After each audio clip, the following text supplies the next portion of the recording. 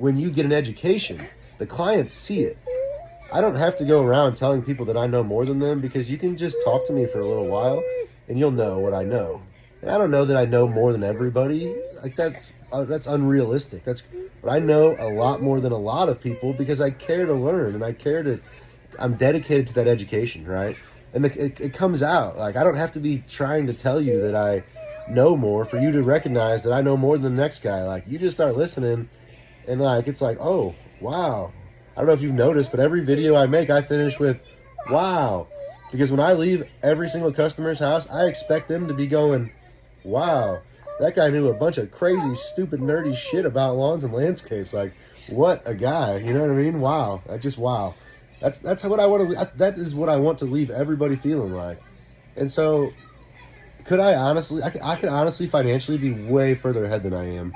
And if I was going to tell you how to do it, man, I would tell you, go buy some skid steers, buy excavators, mini excavators, get the big trucks and trailers to haul them, take on the big jobs where you have the equipment. It's the fastest way to make the most money. But that's not really the route I went. I went more the route of, I wanted to be the best, like just like a lot of us do. I wanted to be the best. The difference is that I had the education. I knew how to go learn how to be the best.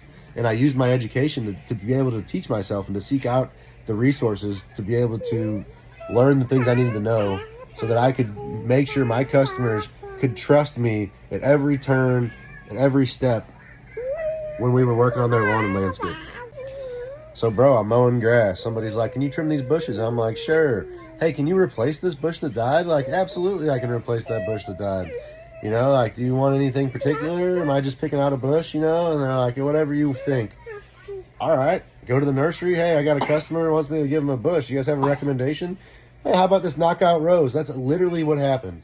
My very first bush I planted was a knockout rose. I think it replaced the U. I don't know what in the hell I was thinking. I had no idea what I was doing.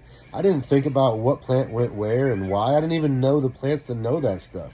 It takes years and years and years of actively trying to learn your plants and learn about your plants and how they perform and where they perform well and what they need and what issues they have to be able to truly design landscapes well.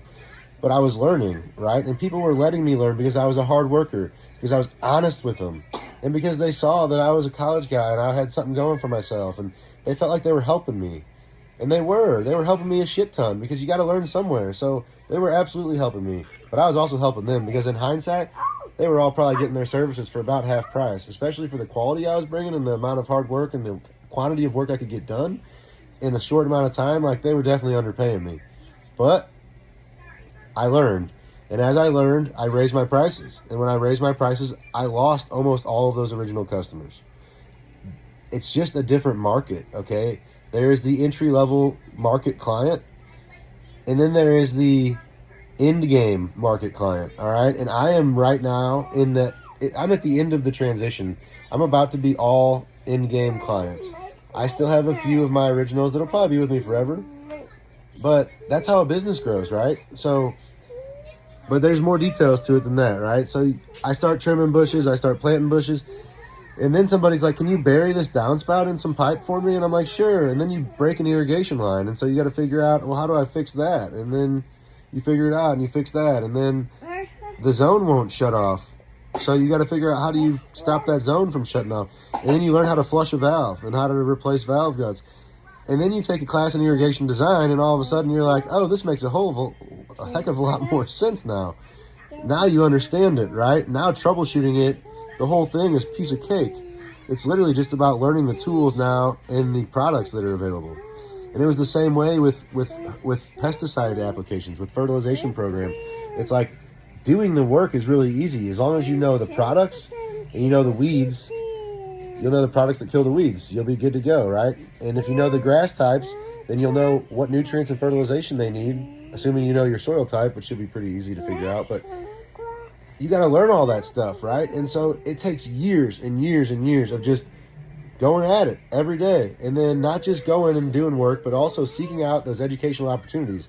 So when you're at the supplier and you see that handout on the desk that says, hey, there's a workshop on this weekend or on this day, or there's a seminar about this, take it. spend the money, go to the workshops. I went to every dang workshop I could find, and I still go, and I bring my guys. I bring my whole damn team if it's a good enough workshop, especially if I know who's presenting and I like it. I seek out certain people's workshops just because I know they're good teachers. But man, that's basically how it grew. I started mowing grass, and then I started doing some little piddly landscape trimming, replacing a bush here and there, maybe patching some sod, a little bit of dirt, throwing out some seed, spreading some mulch or gravel, fall cleanup type of stuff, some leaves. And then eventually I got into lawn treatments. I got my license applicators, or my pesticide applicators license, and I had taken that pest management class over at OTC. So I had learned about insect and pest life cycles, or insect and disease life cycles. And I had learned about plant life cycles. I mean, just and the different modes of action of insecticides and herbicides, and the laws pertaining to insecticides and herbicides. And I actually already knew a little bit about the laws, because in business law, that's when I learned that I wasn't able to spray Roundup legally. And that's what actually made me seek out the pesticide applicator's license. I just wanted to spray Roundup. I want to do it legally. Everything I was doing, I wanted to do legally. Like, I knew that I could go sell drugs and make money easy. I was in college. Making money's not hard. Making money legally and legitimately and honestly, and going home at night and sleeping well and knowing that you're a man of good character, that's fucking hard, okay?